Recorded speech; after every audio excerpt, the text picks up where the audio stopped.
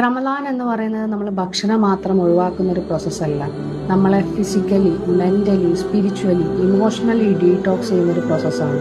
അതായത് നമ്മളെ വയറിനെ ഡീടോക്സ് ചെയ്യുക മാത്രമല്ല ചെയ്യുന്നത്, നമ്മളെ സ്പിരിച്വലി ആയിട്ടും നമ്മളിലുള്ള എല്ലാ നെഗറ്റിവിറ്റീസിനെയും പുറത്ത് കളയുക, ഫിസിക്കലി ഉള്ള നെഗറ്റീവ് നമ്മുടെ ശരീരത്തിലുള്ള അനാവശ്യമായുള്ള കാര്യങ്ങളെല്ലാം എലിമിനേറ്റ് ചെയ്യുക.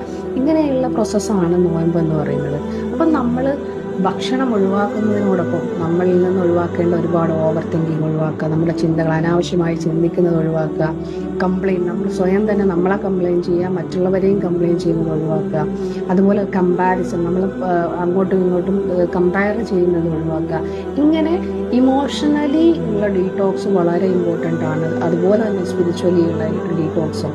അപ്പോൾ റമദാൻ വെറും വയറിനെ മാത്രം കാലിയാക്കുന്ന ഒരു പ്രോസസ്സ് മാത്രമല്ല, നമ്മളിലൊരു ഇമോഷണൽ ഡിസിപ്ലിൻ, സ്പിരിച്വൽ ഡിസിപ്ലിൻ, ഒരു ഫിസിക്കൽ ഡിസിപ്ലിൻ കൊണ്ടുവരാൻ വേണ്ടിയിട്ടൊരു പ്രോസസ്സാണ്. അപ്പം എല്ലാവരും നിങ്ങൾ ഏതൊക്കെ രീതിയിൽ ആ ഒരു ഡിസിപ്ലിൻ കൊണ്ടുവരുന്നു എന്നുള്ളത് കമൻറ്റ് ബോക്സിലിടാം.